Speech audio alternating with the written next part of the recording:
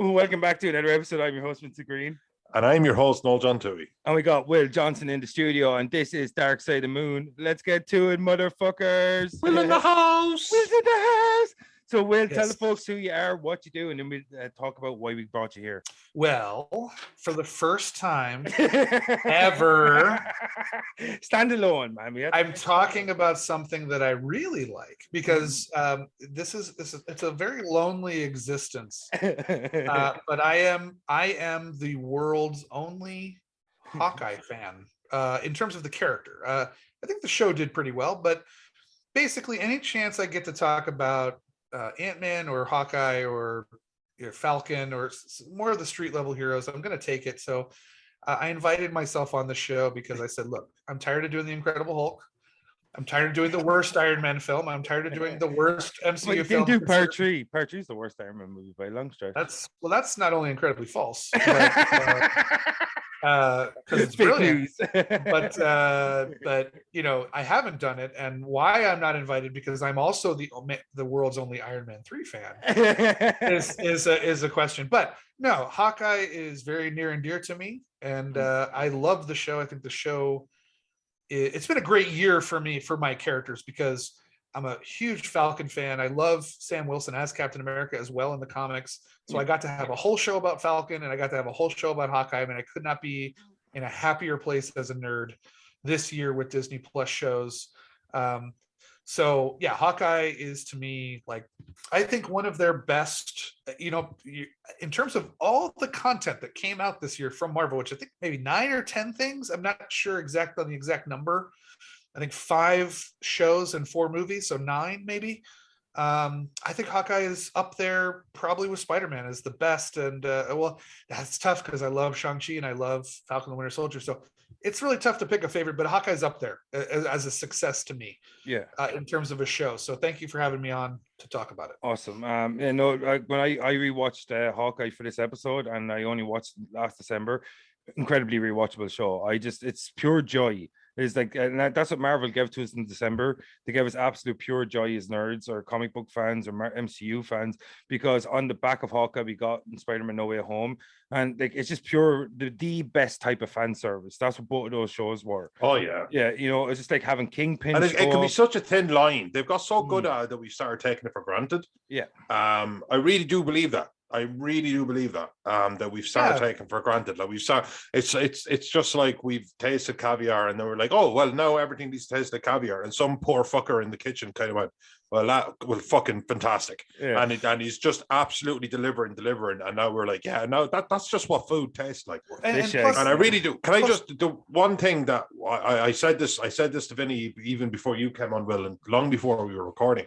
was that after WandaVision, after Loki, and especially just after the absolute scope and height of Endgame and all of that, I like a street level superhero. I like somebody who literally can actually fight guys, muggers in an alley or what have you. And that's not Thanos, that's not the Hulk or that, and certainly not Wanda or anything like that. So I love that. And I thought now they just kind of got back to its roots and actually just start having a little bit of fun, because there is a lot of fun to be had inside of the Hawkeye kind of power set and scope. And I thought, wow, just grounded it. And I remember just watching it. I felt there was nothing for me to worry too much about how it ties into all of the other properties. Yeah. Not that it doesn't, it massively does. And it has, the introduction of Kingpin and stuff like that, it massively does. But at the same time, it wasn't like, oh, and now all of those other timelines have been erased, and Kang, and now we have them, but now Loki. But we have to remember that none of this has happened. But this did happen. No, none of that. This is just a street level, beat him up, shoot him up. Christmas in New York. And it was, I loved it. Yeah. And I think it was exactly the right thing. Planes, trains, and aeromobiles. But you know what? Like, let's just say Italian isn't your favorite But you've had what a X, Y, and Z for the last week and a half, 2 or 3 weeks, and now it's exactly what you want. Yeah. Even though it's not your number one, even it's exactly what you want. As in, that's what the flavor of the day should be. Yeah. I thought it was delivered so spectacularly, Yeah. and then it was straight into Spider-Man. Yeah. And I thought, Yeah. wow, dudes. Which also, and I'll talk about this with Hawkeye and the MCU Phase 4 in general. The great thing about Spider-Man was that it felt epic and multiversal, but it still also felt very personal. Because like at the end of Spider-Man, like he's almost back to being street level, like he was in the comics. Yes. This is the strength in. We see this. There's 2 other major popular franchises going on right now in the cultural consciousness. There's Star Wars and Fast and the Furious, right? Mm. It's almost like with Fast and the Furious, it's like as the series goes on, they start stripping elements away and streamline it into the point where you're like, oh, it's a Fast and Furious film. You know, like you're going to get A, B, C, and D. No more nuance, no more gray, nothing. It's just going to be this. No more reality. And Star Wars is so indebted to its past that it can't escape it. Yeah. And that's when fan service is used as a negative, because it's doing fan service after fan service. It's not appealing to the story. What Marvel is doing, and this is what I love, is, and despite all the Cine-East out there saying that there's no stakes and all this stuff, what Phase 4 has done so far, in small ways and big ways, is take what has happened to the characters and show how it has affected them. So we're not only getting different stories now. I mean, when you think about the wide breadth of stories we've got in Phase 4, everything from Shang-Chi being almost like a traditional origin story to Loki being multiversal and all over the place. The heart of all these stories has been just like the heart of Marvel Comics. It has been what is happening to these characters on a personal level. And one thing that I really love about all these stories, no matter how big it gets in the third act, or no matter how many monsters show up or whatever, you're dealing with Wanda's grief. You're dealing with Vision trying to figure out where does he fit in the world. You're dealing with Sam Wilson trying to figure out, do I deserve this shield? You're dealing with Bucky trying to figure out what world do I belong in because I'm 110 years old.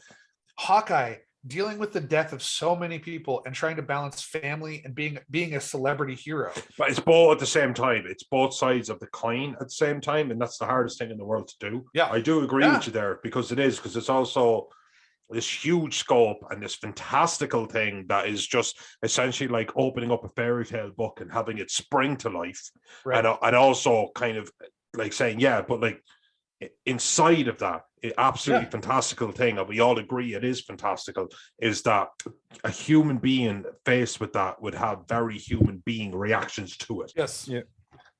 There is loss. So if I was able to bring back, if I lost my fiance, I was able to bring her back, I would. But if it wasn't real, then I'd have to deal with the complications of that. It's fantastical, of course it is, but there's real life psychology you can still apply to these things, and that's good fucking storytelling, man. No matter what, I don't care what scope you put it in. Well, I think Marvel do really well is that not only do they do for the audience, but they do for the characters, is that at the exact moment, they always know exactly what to give that character, what that character needs in that exact moment. And it's an issue that maybe they had a little bit with Eternals. They were a bit unsure what to do with those characters in certain moments, and that's where it was a little lacking. But if you look at like the Hawkeye, or if you look at a Wanda, or if you look at a Loki, they look at that character, they look at their development, they look at the progression from the previous movies, previous appearances they've made, and they go, what do they need right now to progress them in the direction we need them to progress into? And they've done that almost flawlessly over 30 movies and several TV series at the moment. And I think that's what Hawkeye really was, is exactly what Clint Barton needed in that moment. He needed to feel like he actually had worth again, that like he never felt heroic, but in that moment, like with Kate, like he kind of got to see himself through her eyes.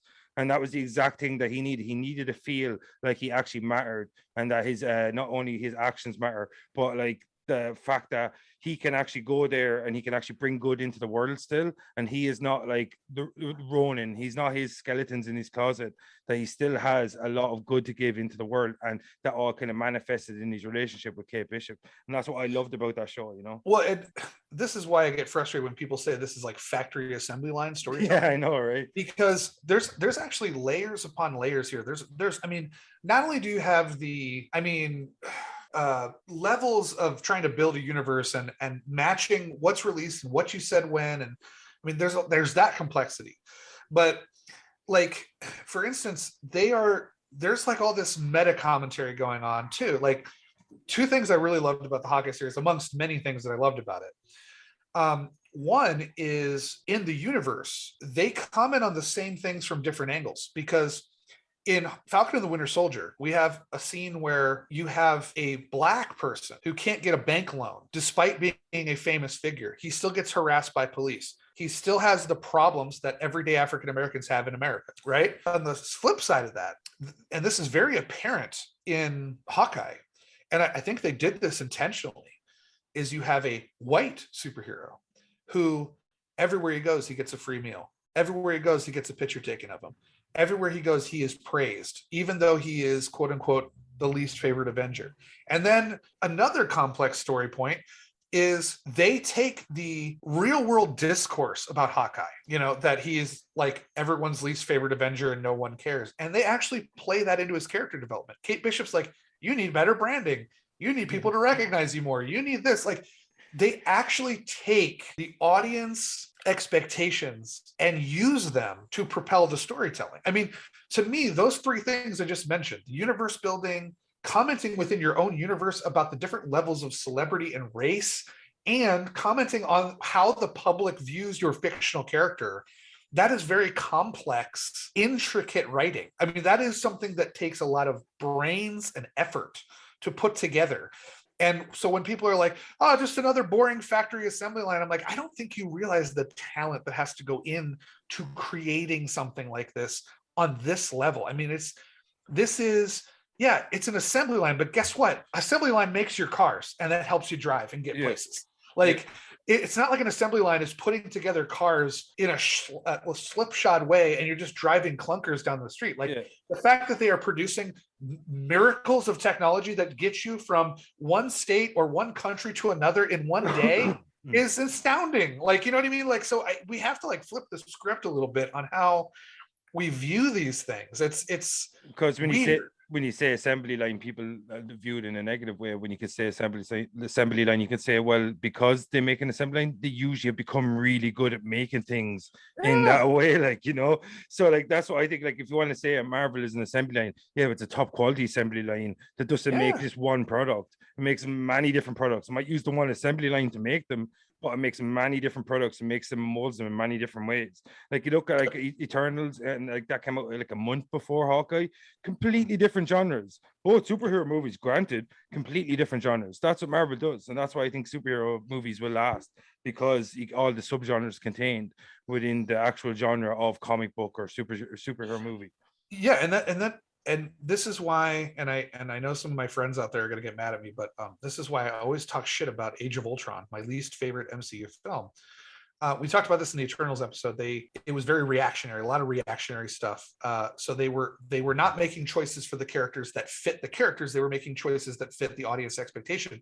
But also, like you said, one thing that you said Marvel has done really well is giving the characters the right stuff at the right time. And that's why I don't like Age of Ultron, because it essentially ignores all of Captain America's background, and especially ignores all of Iron Man's. Like, the whole point of Iron Man 3 was for him to finally make peace with the fact that he doesn't need, and this leads to the lesson in Spider-Man Homecoming, he doesn't need the reactor in his heart to be Iron Man or to be a hero. Yeah. And he literally chucks it into the ocean and he gets surgery. He then shows up in Age of Ultron. He's still got the thing in his chest. You don't know why or how it was constructed.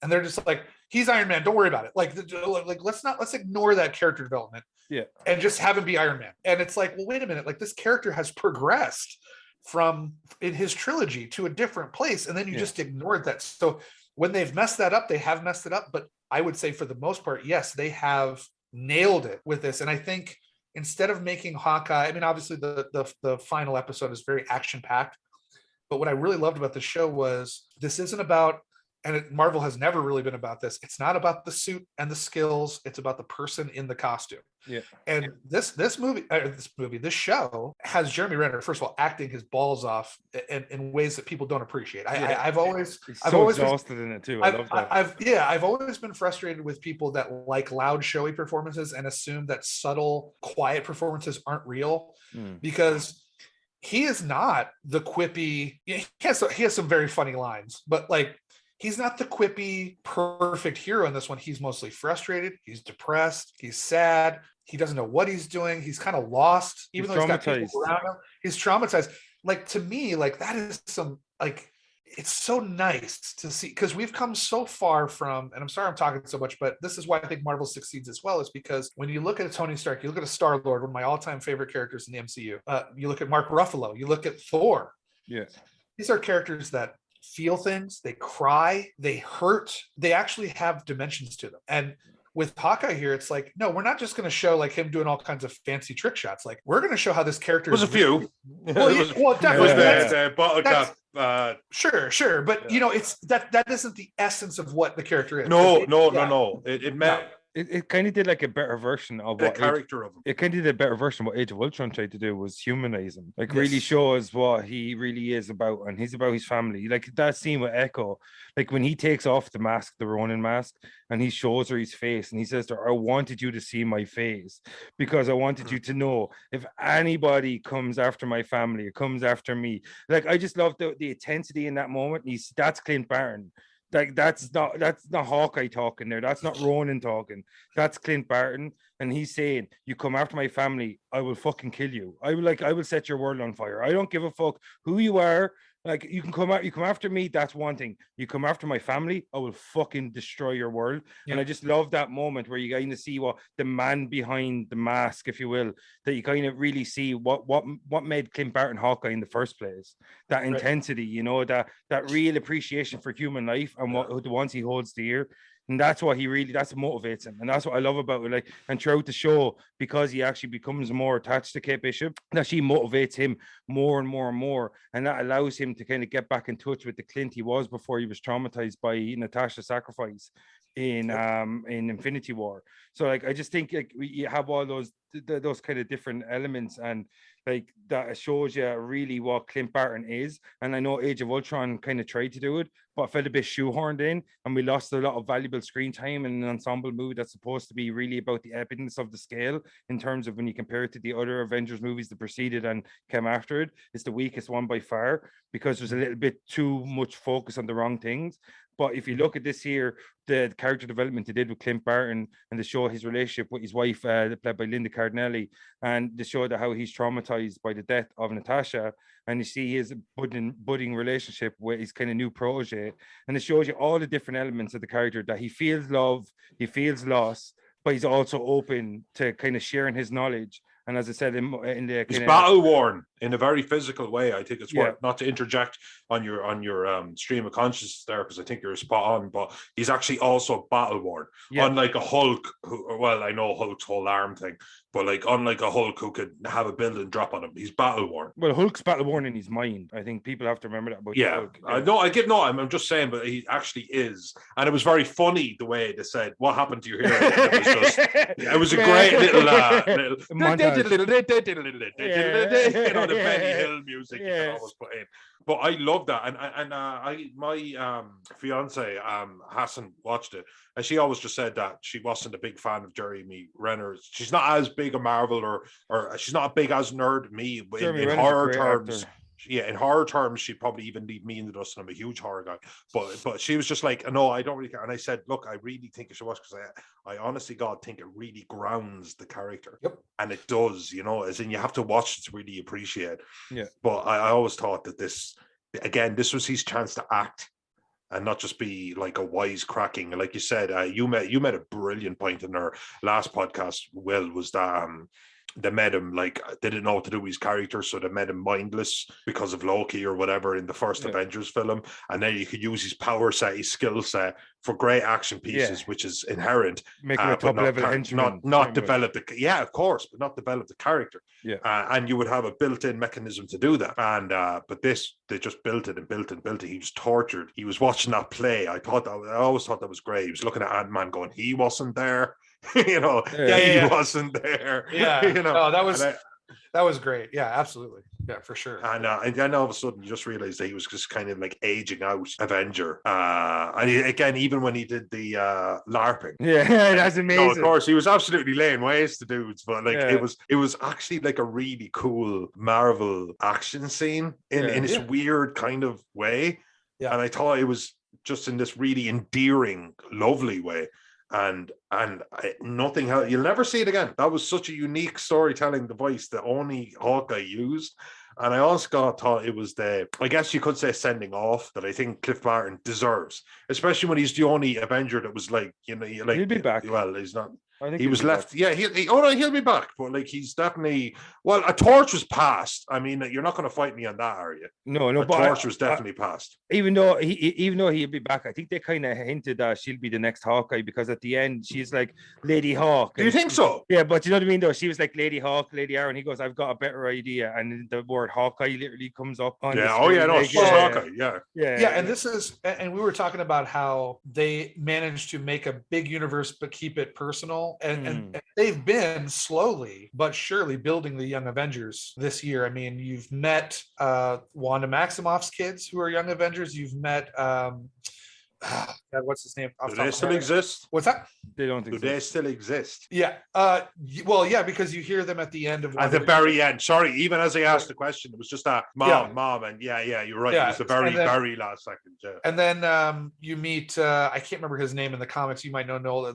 He's God, it's escaping me, but he's like the little kid Captain America. Is Patriot, is that his name or whatever? They've introduced him. Oh yeah. They've introduced they've already introduced Cassie from Ant-Man, who would be a Young Avenger, and now they've introduced Kate Bishop, who would be probably a leader of the Young Avengers. So they've done some world building without making it obvious that they're world building, and I definitely think she's Hawkeye. I think Renner is going to be kind of, I'm trying to think of a character. I'm sure it exists somewhere where like old Bruce Wayne to Terry McGinnis in Batman Beyond. Yeah, that kind of exactly. Thing. Like someone will, like, he's going to pop up like as like the wise sage to help a character. I honestly do not think Jeremy Renner is back in any capacity as the action Hawkeye. I think he will have like those fun little cameo roles you'll see every now and then where he'll be like, oh, hey, Kate, I'm going to help you out with this or something. Like, I do think his reign as Hawkeye is concluded in this show. I honestly think it is. I'm glad they didn't kill him, but he made it home for Christmas. But, I do think that he will fade into the background. Just like I think that he'll be her Tony, pretty much. He'll be her mentor. Yeah. I'm really trying to think of a character that, like, I always do Star Trek references, but like every now and then, like Troy would show up in Voyager for an episode or two, or Barkley would show up or something, and Mr. Words of Wisdom. Yeah, they wouldn't be like essential to the overall story, but they would you'd be like, oh, there's a little connection to the universe I like, like, so I could see that happening with Renner. But yeah, I don't think I think he's done. Yeah, I hope. This made you go, oh, a lot more than your shows. It's so warm. It's really. It was warm. Yeah, it was funny. The Tracksuit Mafia was fucking funny. Yeah. You remember where? What's around, bro? Sorry, Haley Steinfeld played Kate Bishop. Give me your first. Kate Bishop. Where she was fighting the guy and goes, oh, I took your advice and I brought my wife. Oh, how did it go? I went to my room. I should hate it. And I usually do hate shit like that, but no, didn't. You got me, you son of a bitch. Because the show, it fitted in the show. That's why, because the show itself. Just did. It's like, the tone. The tone was there. It took itself seriously when it needed to, and at times it just alleviated that pressure a little bit. That's what it did, because remember that at the end of the day, it's an action adventure season seasonal picture or a show. So you don't want people to be too depressed around Christmas time. So they're like, we're going to hit those heavy beats, and then every now and again we're going to use Kate as a bit of comedic relief, or we're going to get Yelena in and we're going to have her just chew up the scenery, and you're just going to alleviate that tension. We're still going to cover serious topics like how she's trying to avenge her sister's death, but we're going to put in a scene that's kind of quite light to the touch in a sense, because it's just two people sitting at a table eating mac and cheese or whatever, you know. But it shifted. I always say, I always go, if to go nuclear to make a point so that it could just be understood, I would always go to the second Transformers film. It was such a gigantic pile of garbage that with that, when it would try to, like, it had these super racist Transformers that turned into an ice cream truck when they were together, and it had all this kind of shit, and then it tried to like, it was so stupid, and then they tried to kill off Optimus Prime, and then it was like slow motion, and it was like, Optimus, and I was supposed to care, but it hadn't managed my emotions up to that point where it had earned its gravitas and earned its comedic relief. It hadn't. Fuck it, it was an awful film. But with Hawkeye, I felt like it tried to go like from, let's just say, so very sad to very lighthearted. But I've never seen. There's few things I can think of that ping pong between the two things so quickly. But every time it worked, because they managed to work the fact that he's growing deafness, and how it was inferring with his ability to communicate with his own family, against the fact that he couldn't leave this girl, because if he did, he would be doing the wrong thing. And then there was a lot of comedic kind of relief involved in the middle of where he's talking to his son and his hearing aids fucked. And so you thought that scene was funny. It was heartbreaking. I thought it was heartbreaking. No, but it was kind of both to me, because it was just, that was their dynamic. Now they were relying on each other in this kind of way that was just kind of, to me, and I suppose the word I'd be looking for here is just entertaining. As in, they had all of it. They actually had, again, what we talked about in our last podcast, honest to fuck chemistry. The cast in this was perfect. The cast was perfect. Chemistry. Like Haley Steinfeld as Kate Bishop. We had Florence Pugh coming back as Yelena Belova, as Alakwa Fox or Cox, played Echo. Like you had return of Vincent D'Onofrio as Kingpin, Vera Farmiga. Like you have Jeremy Renner coming back, Linda is it Cardellini or Cardellini? Cardellini. So Linda Cardellini coming back. So like I would have been furious if they recasted Kingpin. I would have gone on strike. Or it's something. All about rights. I would have gone on Marvel strike. had to wait for 2 years after those shows were finished on Netflix before they could use those characters themselves. So that's why they cancelled them all one after another, because they needed to start that 2-year time window. So it's pretty much that 2 years just ended recently, and that's why you're seeing Vincent D'Onofrio as Kingpin. That's why you're seeing Charlie Cox. Not Charlie Cox. Is it? Who plays? Charlie Cox. Yeah, Charlie Matt Cox Murdock. come back as Matt Murdock as Daredevil, because the rights have optioned back to Marvel now from their Netflix agreement. That's why you're about to see all the shows leave Netflix, because the rights are gone. But like, I just think Marvel aren't in the business of recasting people unless they have to. And they look at the stories that are being built up already. You got 3 seasons of Daredevil, you got 2 seasons of Punisher, where you got 2 seasons, I think, of Jessica Jones, you got 1 season Defenders, you got 1 season of Abomination, Iron Fist. So like you have these, but like he Iron Fisted everyone. But I just think that Marvel are looking at what's available to them, and I don't think they'll recast anybody unless they really, really have to. They'll bring a John Bernthal in, and because like look at Punisher, look at Matt Murdock. These are characters that have been linked to Spider-Man for quite some time. Yeah, but they're not bringing back no fucking Iron Fist or anything. No. Well, not after Shang-Chi. Not after Shang-Chi. Iron bad Fist taste. should have been an American Asian actor. Like if it was, it would have resonated more. It would have made more sense. It would have been the perfect occasions where you could have changed someone's race without anybody giving a fuck. None of everyone would have been like, makes sense. Daniel Rand said Asian American. His father is a wealthy immigrant. You could have had that whole background, so it would have made perfect sense. You could have really added layers on top to. To be honest with you, I again, I want to be in the right side of history, especially with race and stuff, and I do. I like jokes aside, but at the same time, stop going to them clan rallies, then, dude. I sell the bottled water. I don't know how many times I need to explain this. I supply the big crosses and I sell the bottled water. A little bit of lighter fluid. I may or may not set them on fire myself. Once or twice. The bottle of water, maybe I do think that, like, you know, John Bonnetal and oh god, yeah.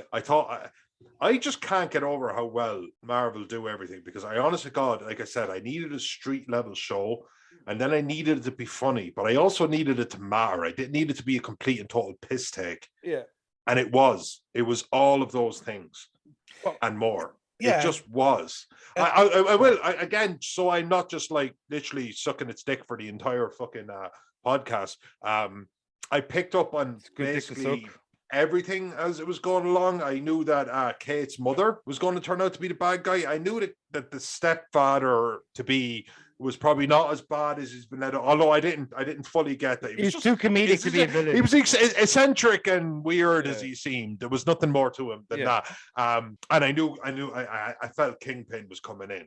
And so I spotted all those things. So I suppose, just again, not suck his dick, I felt like it wasn't quite as like crafty as it probably thought it was in those capacities. But in terms of entertainment, the Pym particle arrow on the bridge. Oh my god! Hook it up to my veins. All I want, or the nothing arrow. You know, the sticky arrow. He used that later on. I know, it's brilliant. It's absolutely brilliant. I would love it if I was literally just like, you know, again, like it was pure joy. The winds are going 90 miles an hour. You're 300 feet away, and I'm holding an arrow, and I'm going like, that's how dangerous I am. I'm going to hit you, and the arrow hits the windshield, and you're thinking, what's it about to do? And that's the arrow effect. I'm about to like swerve off the road or something because I'm waiting for the thing to happen. That to me is just like if somebody said, I've got like an explosive arrow, an acid arrow, a jelly arrow, blah blah blah, and I've got the psychology arrow. I'd be like, ooh, what does it do? And it was like the psychology. I love how they showed Hawkeye's ingenuity, and when he makes all his own arrows later on in the show, when he makes all the trick arrows. Because like one thing I really liked about Andrew Garfield's Spider-Man is that we got to really see the genius behind Peter Parker in those movies, like especially when he's figuring out like how to make the suit, how to do the webbing, all that, and Amazing Spider-Man 1, that you really got to see the ingenuity behind the character, what makes him special, not just his abilities.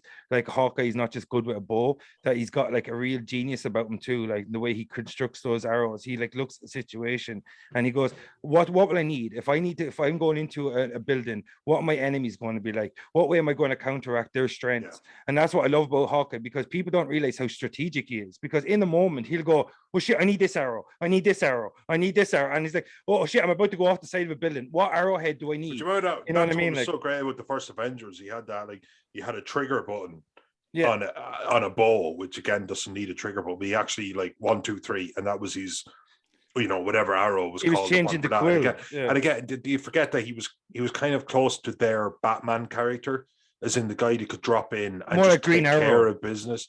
Well, yeah, actually, yeah. But I suppose I was trying to put him on a higher tier because of what he's actually like, what he's existed in. But awesome. Yeah, you're right. Yeah, Green Arrow is awesome. But just we haven't seen him exposed to the same things as what you've seen Cliff Burton exposed to. Yeah. But he was. You love that kind of like character without powers who was just kind of like trying to stay ahead of the curve and has to work extra hard. He says in Age of Ultron, showing this, doesn't he? But I was just in this one. I always thought, like, when I watched Avengers, it was like, all right, Tony Stark, Tony Hawk. Tony Stark, different movie. Oh my god, he's skating from. Oh my god, he's dividing all the guitars. He's skating. Oh my god, is that Nally? He's doing a 720. Oh my god, they don't bank quite so well, and he's like going around on his skateboard, and you just see this big massive Leviathan thing coming after him, and like Tony Hawk just like banks around. It's a movie, but I'm on board. I'm clearly on board. But I do think he was kind of the unsung hero, and I do think that he got maybe some dues that he was due. He was such an iconic original Avenger, and they didn't even try to like put him on a pedestal. They just tried to give him credit. He never they didn't try to make him like a world level threat, because I feel like Kingpin got an upgrade in this He was able to kick the shit out of people the way he wasn't before.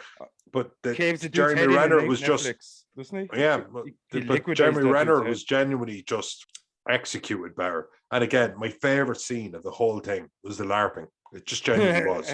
I just thought with Jeremy Renner's portrayal of Hawkeye in this, you got to see a seasoned actor playing a seasoned character. And it just meshed perfectly, you know. He knew exactly what that character needed in the same way Marvel did. He knew how to like give like every little scene, that little moment, like he really was able to humanize. And like the time where he's like, "Do you want to see the new suits they got delivered?" And he goes, "I really want to see the new suits, but not right now." It's kind of like, do you ever get like you're just exhausted?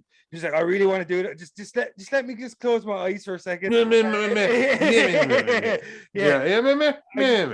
just thought like he played that exhausted, worn hero so fucking perfectly in this show. Like you really did. And like it just in those moments, you're just like you got to see what it's like for an Avenger at the end of a day after a battle, what they like when they go home when you don't have superpowers. How bad a shape you're in. You're like a boxer that just went 100 rounds with an alien Mike Tyson.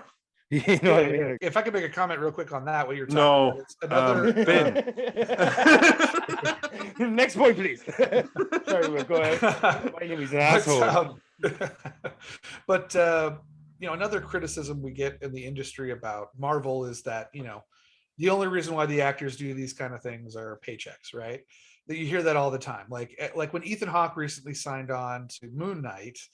A lot of people looked back in the past at his, I wouldn't say anti-Marvel comments, but his very, skeptical, cynical view of Marvel, right? Like, oh, I think everybody just does those like they do Westerns. They do that one for the money. And, and then he does Marvel and everyone's like, oh, he finally got enough money to do it. It's like, we kind of forget that a lot of these actors are actors. They enjoy doing jobs. They could probably get more money doing something else, because of their name. He was in Daybreakers. He shouldn't judge anybody. Well, right, but I guess my point is I said it. If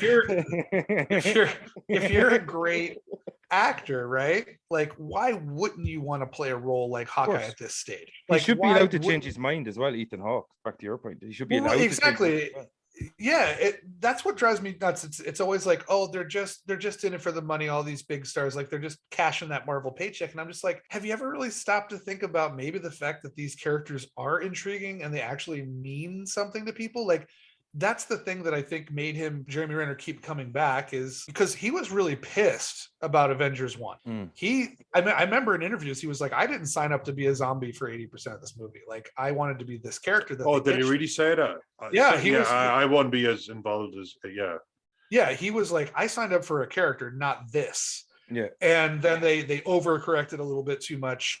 He was the soldier villain of Loki was the cerebral villain, and Hawkeye was pretty much just the soldier villain, wasn't he, for 80% of the movie? Yeah, and then but they found a way to eventually just make him this really interesting character. And as an actor, why wouldn't you want to play that? You know what I mean? It's like I refuse to see that. Sure, are there maybe a couple like, Robert Downey Jr., sure, he was in Spider-Man Homecoming because he got to work for 5 days and got $18 million. I'm sure that was a money move as opposed to like, I really need to continue the Tony Stark character. Yeah. I'm sure it exists. And there are definitely actors that have done that. I mean, most notably, it was the two heavies. There was Hugo Weaving, who was like, I hate this Marvel thing. I just did that for the money in Captain America 1, which is why he never came back. And then Christopher Eccleston, he was like, I don't even know.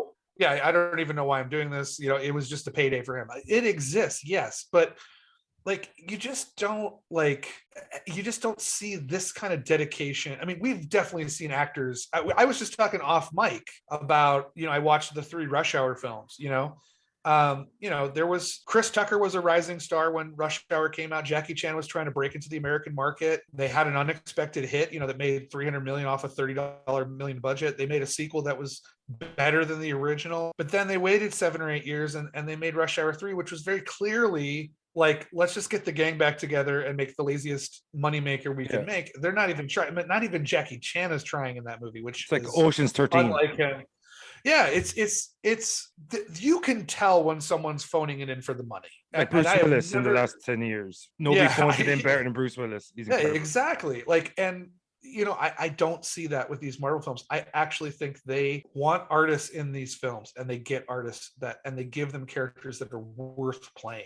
Yeah. So that's all I wanted to say, is that Hawkeye is an example of that, because Jeremy Renner is giving. I mean, he's a great actor, 2-time Oscar nominee. He's always good in everything. Yeah. I think he gives one of the best performances of his career in this show. Yeah. And I'm not every episode, he's like 10 out of 10 in every episode. Yep. Like, he's so good. Like, that's what I'm saying. Like, he gives that character every single thing he needs at the exact moment, in the same way Marvel did with him and giving him the show when he needed it, because of all the things that happened before the show and all the things he was dealing with, But I think if people think that like Marvel characters are just for the money, whatever, and Hugo Weaving didn't like playing Red Skull or whatever, if he doesn't understand that there's so many layers to that character, he's the literal evil manifestation of the Aryan mindset. That's what the Red Skull is, the evilness of it. And if Hugo Weaving doesn't understand that character, that's just a lack of understanding on his part, and not any failure of the character itself. And I think that's the problem. It's an industry thing too, because let's look at Scarlett Johansson had one of the best years in terms of acclaim in 2019. She got 2 Oscar nominations for Jojo Rabbit and Marriage Story, and then she was in Endgame. I could argue, and it's happening this year with Andrew Garfield as well. People automatically discount her performance at Endgame and praise up the other 2. I think she's equally as excellent in all 3 films, but she will always be looked down on for that genre comic book role, even though she's just as good. Black Widow is a character that has had a lot of issues in the past. Complex. Very complex, but when they started it, you have to admit, in Iron Man 2, she was there for the sex appeal only. Oh, she was I want one. I want one. Yeah, she's exactly. There was that famous. Scarlett Johansson's probably the most beautiful, aesthetically beautiful woman in the world. And again, she had that real cool scene. And don't get me wrong, like the aesthetics and the actual the cinematography, what's the word I'm looking for, but it was really, really good. It was really on point. But then there was that I want one, and you're absolutely right, it was a physical appeal. But there was that scene where it evolved because of Scarlett. It evolved. I'm attracted to Scarlett Johansson. No, I think told that someone's womb was taken out of them. I think the role Scarlett Johansson was cast in was the perception of her at that time. Because Scarlett Johansson in that moment was just literally, she was a sex symbol. That's what people knew her as. She was a beautiful woman that was able to do these things like, action set pieces or whatever. But because Scarlett Johansson evolved, and because of our exposure to her grew over time, that we actually got to see Scarlett Johansson as the actor and not just the sex symbol, because she's beautiful. Like, look, her is my perfect example of, she's not in that film at all on screen once. She's every bit as good in that movie as Joaquin Phoenix, every bit. And that's when you look at a movie like her, shows Scarlett Johansson is actually a world-class actor. And that's one of the things that really opened up for me when I seen that movie. And I was like, she actually owns a lot of these scenes, and she's never in them. That chemistry she shares, just the use of her voice, her little inflections. She's a very talented actor. And I think the MCU and Marvel got to see that through other roles, and they're like, let's give her more meat on the bones. Let's give her more meat on the bones. Yeah. And that's what I'm saying though, but it'll always be looked down on. Yeah. Like I said, 3 amazing roles that year, 2 of them Oscar nominated, and we're seeing it with Andrew Garfield this year because he was phenomenal in Tick, Tick, Boom. He was phenomenal in Eyes of Tammy Faye, and he was also phenomenal in Spider-Man. But he will never get the credit for being phenomenal in Spider-Man because it's a comic book film. He's the heart of that movie. No, he was so good in that movie when they showed you what Spider-Man with Andrew Garfield can be under the right direction. They resurrected that. I mean, Andrew Garfield's Spider-Man films were a joke. They were the joke of like, these are the shitty ones. I hate the second one's better than the first one. That's not saying much, but that's another thing. But that's not saying much. But I'm just saying. But he was so good in that movie that they were like, let's give him another one. Like, you know what I mean? But those kind of performances, no matter how good they are, because Scarlett Johansson in Endgame is phenomenal. Like, I'm sorry, like she has some amazing moments in that. Real wavy moments. Yeah, and sometimes Andrew Garfield in Spider-Man has some amazing moments. But this industry will never recognize that because of what Ethan Hawke said. It's like people just think it's a paycheck thing. And I'm just pointing to people. I'm like, and then he read the Moon Knight script and goes, "Oh wait, maybe it's not a paycheck." Yeah, that's what I'm saying. Like, people have to open their minds, like the way Ethan Hawke obviously has. Of course, he's getting paid millions. He gets paid millions all the movies. He's been an A-list actor for 20 years now, pretty much. So like, Ethan Hawke's always going to get paid. It doesn't matter. So when he sees a Moon Knight script, and he's probably like, shit, I had some preconceived notions, and like, maybe one part of Marvel doesn't suit me, maybe this doesn't suit me, but Moon Knight, this is very intriguing. This is a guy with like dissociative identity disorder. It's like based in Egyptian lore and mythology. There's like lots of layers. And maybe he's like, oh wait, I should have given these a second chance. And there actually is a character that speaks to me, and he changed his mind. And I think that's fucking good. He should be applauded for it, because he's like, oh, I'm wrong. I guess I'm wrong. Maybe that doesn't appeal to me, but this definitely does. And he's able to put his name and face to it. And that just shows, and you know? it's this is why, and I'll circle it back to Hawkeye. Of course. This is why I can say with a straight face, Ethan Hawkeye, I said it. Well, Ethan Hawkeye. But this is one of the reasons why I can say this with a straight face. I can say, you look at Jeremy Renner's filmography, this is one of the best things he's ever done as an actor. To Kill a Messenger is really good too. He's really good. No, I mean he's so reliable. The best Bourne Identity, as everyone agrees. Oh, I haven't seen it. I have no idea. It's not the best. He's so reliable, and hence my joke. I know. I was just feeling willing. Oh, I see. It's sarcasm. I get it. Yeah. No, we had this thing called healthcare and sarcasm. Trust me. I'm a teacher. I teach 7th grade, so I teach 12 and 13-year-olds. Sarcasm is an idea that they don't quite understand yet, because I will say something. But they're getting there. They're getting there. They're getting there. But what I'm saying is that they're 7th grade Americans, so they have about 20 years of life to figure it out.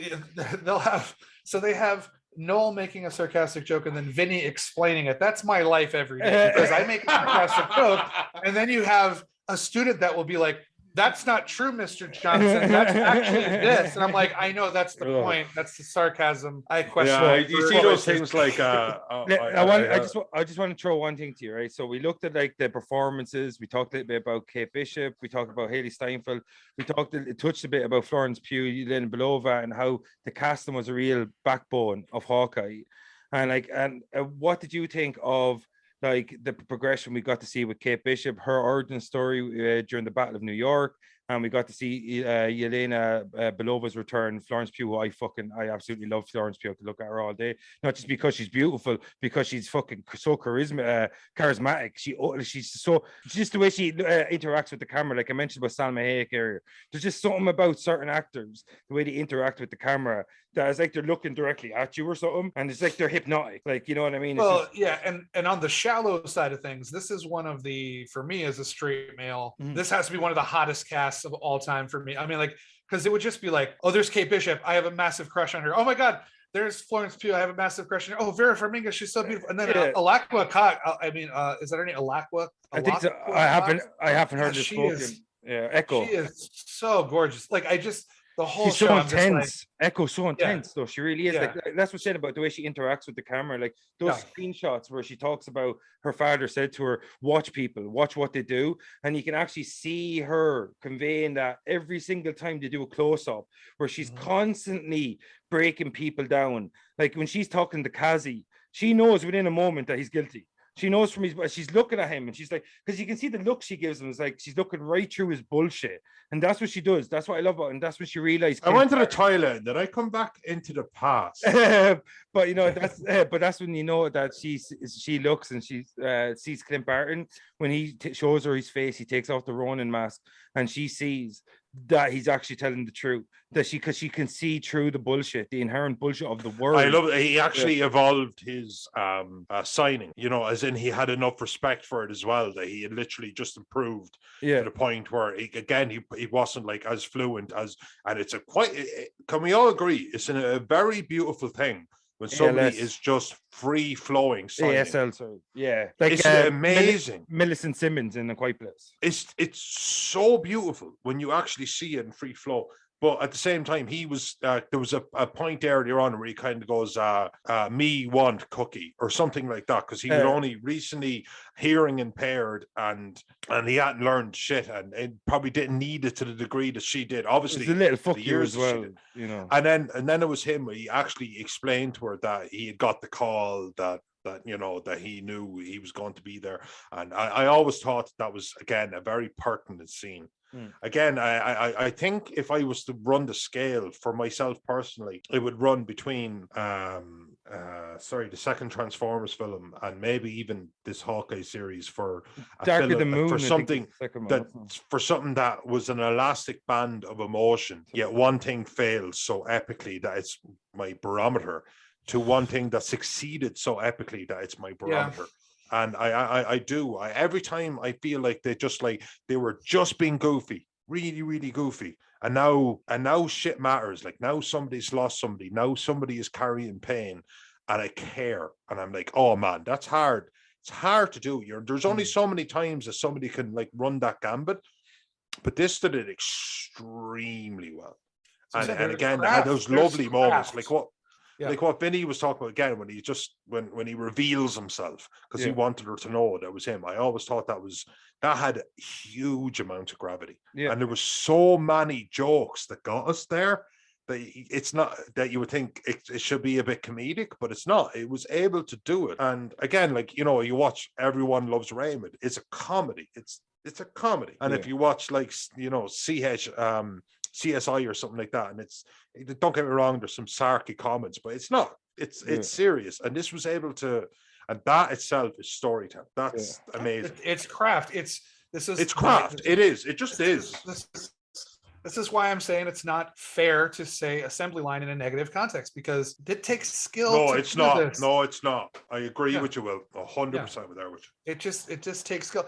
Now, don't get me wrong. I mean, because there were so many Marvel projects this year, there were a couple that did not work for me overall. Like, for instance, some of the worst universe building instincts happened like with What If. Like, I was on board for What If when it was an episodic one-off story per week, and then in the last 3 weeks they're like, let's make this a universe too, and let's build up the multiversal Avengers. And I was kind of like, yeah, but you're kind of stripping the power of the story to make it something that you can bring back in the future, and that was kind of bad for me. And then when Loki, when they decided that one was going to be a multi-season show as opposed to one mini series, there was a lot of just over exposition and setup. I mean, as much as meeting Kang was exciting, when you really sit down and think about it, I mean, it was the last episode. I mean, there's like a 17-minute dialogue sequence of him just explaining everything, and you're kind of like, well, there's better ways to do this, but you're only doing this so you can set up a season 2. Instead of, so they have had these issues. So like, I'm not, even though I am a Marvel shill, I criticize it where it deserves criticism. And as Noel's saying, I think Hawkeye just balances so well. It just balances so many different story elements. That's why I can honestly say I'm trying to rank them in my head, because I really love Shang-Chi because of the problem is you probably put it into tiers as well, isn't it?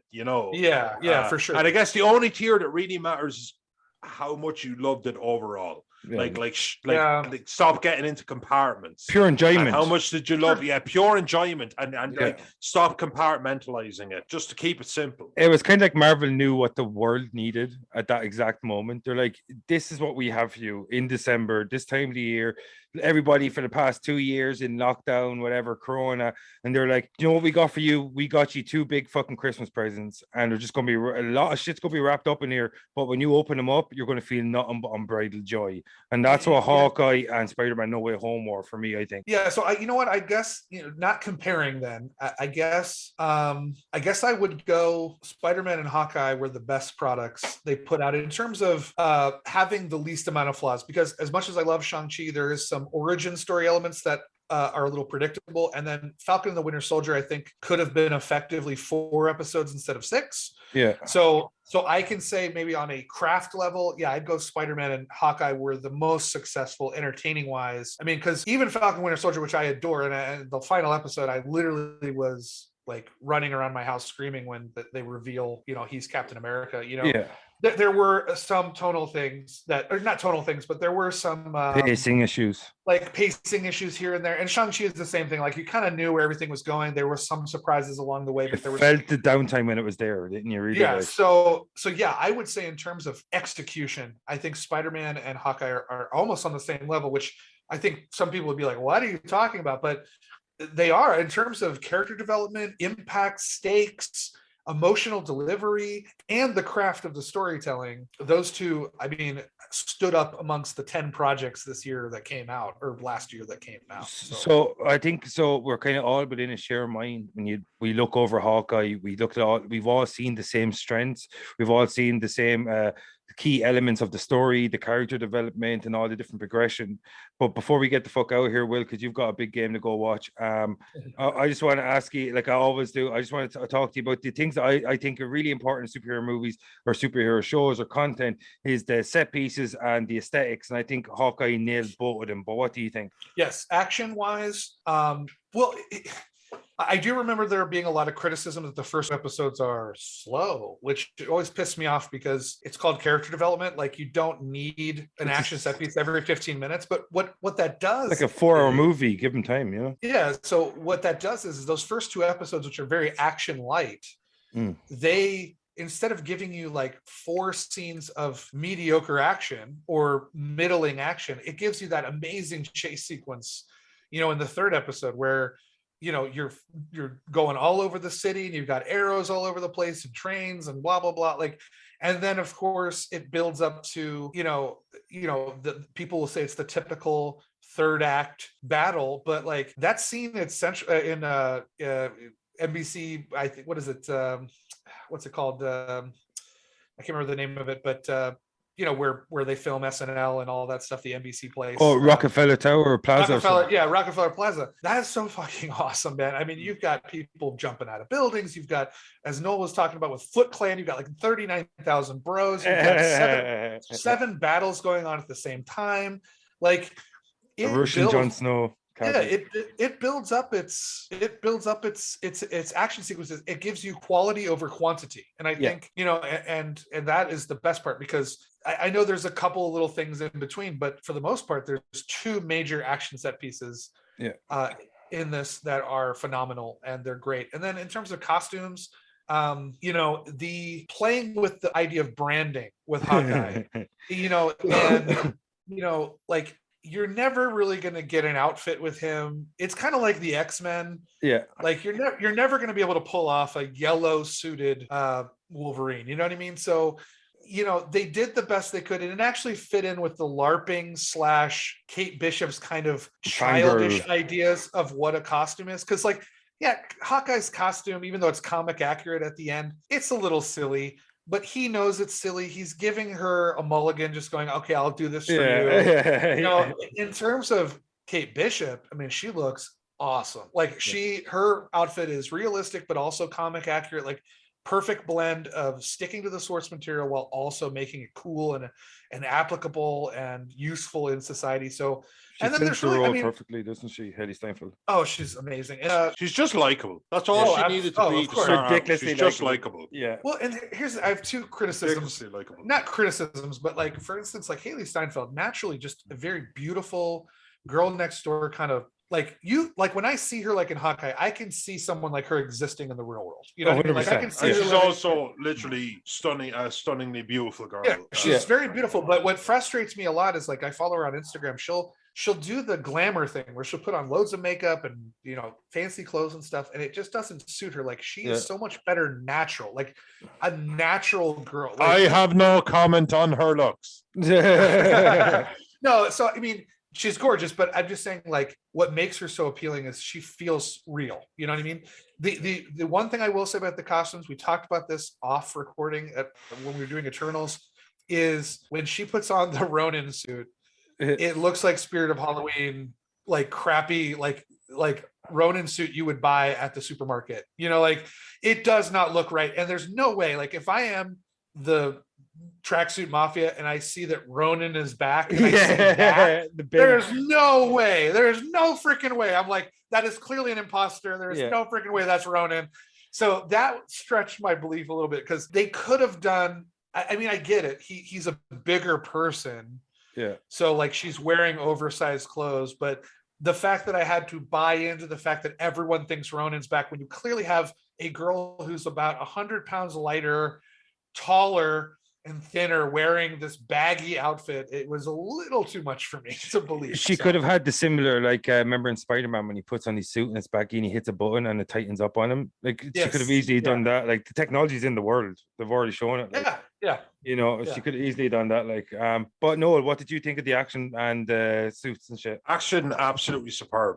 Unmistakable, undeniable, absolutely. It wasn't just scope. Like, action obviously makes you think of people being thrown out of buses and people fighting to get the last parachute, even when they're in free fall. It was fun. It was always fun, and I thought the action was just superb because I was always entertained, and that's all I care about. Because the scope can go from like world ending and it can just go to something, obviously something less than that, but it was just so much fun throughout. I just thought the scope of it, I just thought it was absolutely fantastic. And I thought for the look of everything, I like the fact that they flirted with it. I like the fact that they finally flirted with the initial idea of Hawkeye, like the comic idea. With the mask. I'm not wearing it. When they were using the LARPing guys, I thought it was such a really cool, genuine way to introduce that silliness in a way where we could have fun with it without mocking it, but also not land on it. I thought that was just geniusly put. Again, the LARPing aspect to me was just my favorite thing of it. So again, I have to say I loved this property. I loved how it was done, and like I've said to you, Vin, I said off air, but was that I was ready for a grounded property, and it delivered in spades because we'd gone high concept in like literally like reality morphing, and then we got an even higher concept in timeline morphing.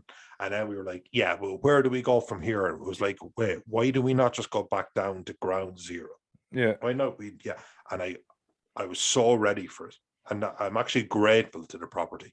And it just goes to show that the people behind, not just like behind the camera or behind that, like there's some people who's kind of going, there are people who don't even make it on site who are making some good decisions, I really think. So, for my opinion of it would be, like, as I said earlier on, just they nailed it. Like, what I loved about the action was you got to really see the kind of like the power set of Hawkeye and Kate Bishop. The one thing I hate is wasted resources when they don't use a character to its full potential. And what Marvel did in this movie and this show was, in every action sequence, we got to see the different elements or the different strengths of Hawkeye as not just an archer but as a hero, and how he kind of takes out people or neutralizes people.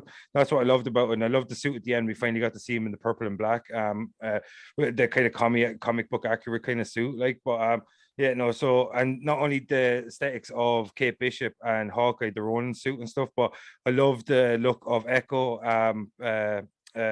What's her name? Maya Lopez, or so, what was her actual character's name? Maya Lopez. So I loved her look, and I loved Yelena's look when she came in and she was like fucking wearing like the kind of like Splinter Cell suit almost. It was like the night vision goggles and shit, and you kind of got with the action sequences, we got to really see the different styles of fighting, like the way Yelena fights and the way Echo fights and the way Hawkeye uses his bow in different circumstances. And that's what I loved about the action sequences, that there was no wasted time in the action sequences, that they got the right characters in the right moments into the scene and they worked them to their fullest potential. And I think that's why the action kind of really popped for me, and the Pim Arrow on the bridge was fucking awesome. But before let you get the fuck out of here, Will, give us your what if, and Noel, you give us yours. We'll shoot through this really quick because we let Will out here. I have a very selfish what if, but they did a lot of teasing of Ant-Man in the series and we didn't get it, and I'm really mad about that because I mean, he shows up in the episode 1 in the Broadway play. You get the Pym Tech arrows, you get the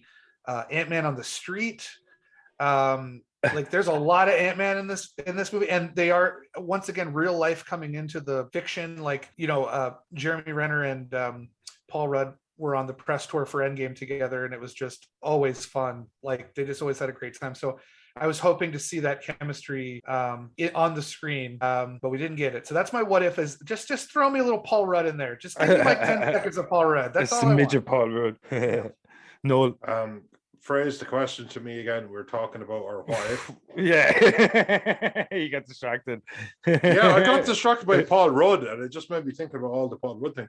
But I mean, I suppose my what if would be, I suppose I would have liked if it delved more into Kingpin, because I think he's such a huge character that I think they could have delved more into what he was really up to, because he actually has, while he doesn't have a universal scope, I honest to God think he's like New York's Thanos or something like that. Do you know what I mean? Like literally huge, absolutely huge. Really The Thanos foreboding. for the Thanos for the brawlers, the Thanos for the guys who have to punch people in the face to take them down, albeit that they have like spider-like reflexes, albeit that they have iron fists, albeit that they are made of unbreakable skin, albeit anything. I always thought that they could have set that up a little bit more. But at the other time, that's it. Like almost it. I mean, I could, if I really wanted to get into the brushes, I actually just enjoy this property so much that that's just it. I just wish they had set up what I think is such a phenomenal character in Kingpin. I have fun stayed. Other than that, I'm absolutely satiated. I really did love this property. And so you just want to see a bit more Kingpin. You want to see a bit more Ant-Man. Kingpin built up a bit more. You know, Kingpin built up a more. Yeah. Yeah, no, I would have liked to seen a bit more of Kingpin and Maya's backstory. I thought that was the perfect opportunity to really show their relationship, and they kind of focused more heavily on. She's getting her own show, though, so she's getting her own show. So Echo probably get more of all of that. Yeah, and that's why I always tell Don on my show, like in Kevin Feige, I trust. You know, 100%. At this point, even despite my Age of Ultron gripes and What If and Loki, I still consider him basically 30-0 at this point and still undefeated. So, you know, I assume that we will get fleshed out Kingpin eventually. We will get fleshed out Echo. Everything will work itself out. So that's what Marvel do. Like, because all we're looking at is the little pieces, and Kevin Feige knows what the puzzle really is. You know what I mean? Really he knows. does, yeah. But my what if would be I really got annoyed by the fucking LARPers at the end when they came out in their suits. I would have done away with all of that shit, but that's no, for me. I just, it's a nitpicky thing. It's fair, but it's nitpicky. Yeah, there's not really like a lot that I found wrong with the film. Which is a great fucking. Yeah, it's because I love the action. I love the way they caught the Christmas vibes. I love the set pieces, the fucking funniness of it, the kind of tongue-in-cheek nature of it. But like, I just think maybe actually my what if maybe a bit more of his relationship with his wife or something. I don't know. I was like, there's not really a lot wrong with it. It's just like there's not really a lot of things that kind of made me go ugh, like, you know. But like maybe touching on what like you said, no, a bit more Kingpin. But the episode I would have done it in would have been like, instead of just focusing on Maya's relationship with her father, we might have been able to see a bit more of her relationship with Kingpin in that kind of backstory. Echoes, I think it was called. But I just think like that's really it. There's only little nitpicky things that I found wrong because I only watched it back very recently, like for this episode, and I just smiled the whole way through it. It fucking flew by. It didn't even feel like 4 hours. Like it just flew by. It's just so fluid that I really can't see too much wrong with it. Like, so I just think a couple of moments with the LARPers kind of took me out of it a bit.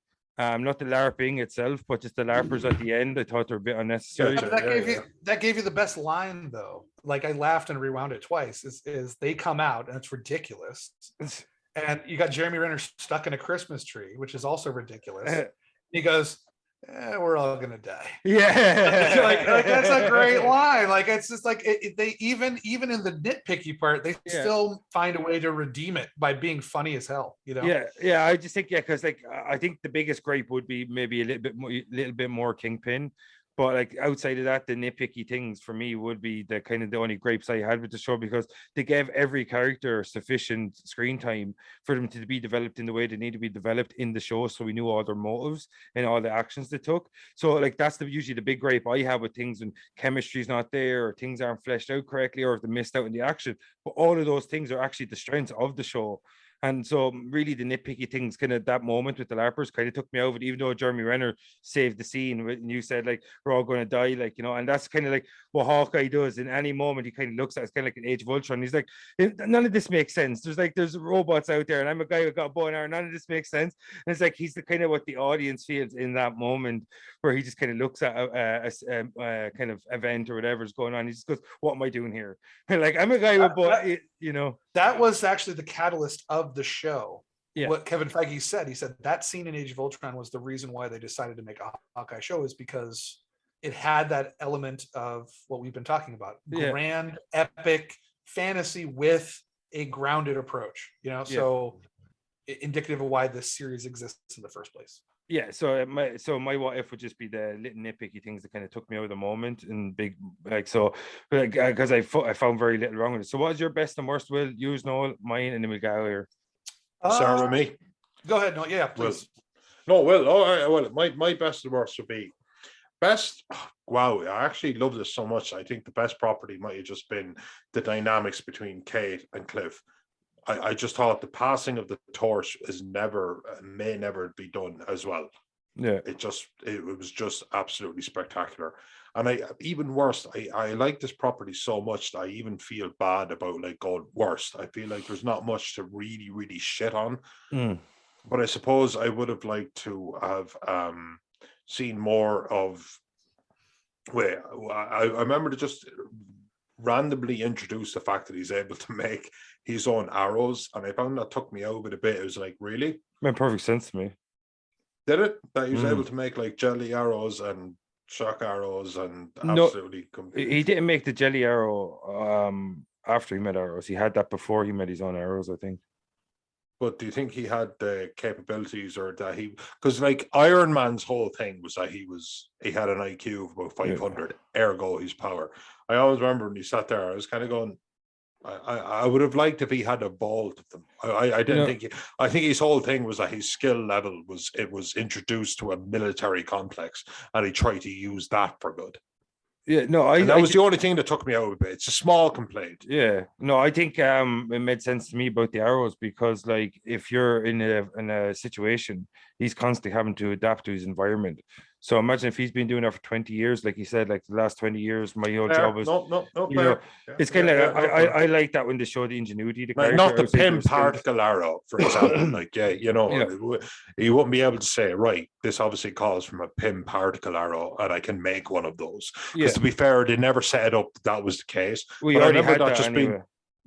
Oh no, he had it, but he wouldn't be able to make one on the run. So to be fair, my nitpick is a small nitpick, but same as my own point. Yeah, it's such a good show. How about you, Will? I'll be quick. Best is the casting. Worst is I could never figure out if the Tracksuit Mafia was a joke or a serious threat. So I would have liked that a little bit clarified a little bit more, because sometimes they were taken very seriously and sometimes they were an utter joke. So I don't know how to take that. That's my only complaint. So tonally, the villains weren't on point a little bit. Well, yeah, because why would Kingpin want anything to do with a bunch of bozos? But then at the same time, Ronin felt they were important enough to wipe out completely. So they kind of fumbled that a little bit in terms of like, how seriously am I supposed to take these bozos? Do you think all the idiots are just left? He's already killed all the top two. I mean, that could be it. That could be it. But that could have been a little bit sharper in the writing. But they had so much stuff going for it that it's, like I said, it's a nitpick. I really don't have anything I hate about this show. Yeah, for me, my favorite thing would have been, I'm like you, the cast and the chemistry between the lead actors. Like every single moment and every single scene kind of just they nailed it. It's like that scene, as I said to you earlier, the really serious undertones of Yelena being in Kate's apartment because she's trying to glean information from her, and she's also like trying to avenge her sister's death, but they do it over this kind of like their share of macaroni or whatever. And like I just think like every scene, or even the elevator scene, like, you know what I mean, like just like every scene was perfect in the terms of like the chemistry or the tone between the lead actors. I know I totally understand what you mean about the Tracksuit Mafia. Is like, are we supposed to see these guys as a viable threat, or are they comic relief? So I understand that, but like with the main characters, I think the chemistry and the cast and the way they implemented them in the scenes, like the combinations of the characters, like we're going to have a little bit of Clint here, a little bit of Kate here, and the way they just like paired up the characters and the scenarios and scenes that they put them in, I thought was the strongest part about it. And the weakest part for me, I thought, was why the fuck would Yelena think Clint killed her, like Natasha? It made no sense. Like her revenge mission to me made no sense. And then there was like, oh, I'm getting paid to kill him. It was a bit muddy. Was she killing him because he was just a job, or because it was a revenge mission? That was a bit muddy for me, because it would make no sense for Clint to ever kill Natasha or a boy. It's kind of like the Asimov's laws. He could not cause harm to her, or no, by true in action, harm to be allowed to happen to her. Like, there's no framework for it. Yeah, it just made no sense. Like, and someone that Yelena, who spoke to Natasha, would have known about her relationship with Clint. It just made no sense that she would think that Clint would be the one to kill Natasha or cause her death in any way. So that kind of made a little bit less sense to me than like I think they thought, like, oh, this makes sense as a revenge mission going after Clint, but it didn't really kind of land for me. And then like when what I did like though about the scene when he kind of broke her down, how angry she was at him for not for the action she thought he committed, but for kind of stealing her rage from her, because she wanted to hate him so much in that moment. She was so rageful against him that when he broke it down to her, it made sense of the moment and showed how much she actually loved Natasha. And it all made sense to her that she was so angry that he stole her hate and rage away from her. That was a beautifully acted scene. But her revenge mission to me was a bit muddy, was like, because it makes no sense to think Clint would have killed Natasha or by any way caused her death. Like, so for me, that was the muddiest part about it. But do you have anything else to say on Hawkeye, dudes, or we get the fuck out of here? I have to go do the American tradition of watching the Super Bowl, so I have to get the fuck out of here. Cool beans. Well, thanks so much for coming, man. That was really awesome. Double episode. Thank you. I'm honored, and you guys are going to be on Cinephiles very soon, I promise. Looking forward to it, man. So I'm your host, Vince Green. I'm your host, John Tui. And that was Will Johnson, and that was Dark Side of the Moon, and that was Hawkeye. So see you next time, motherfuckers. Peace. Peace.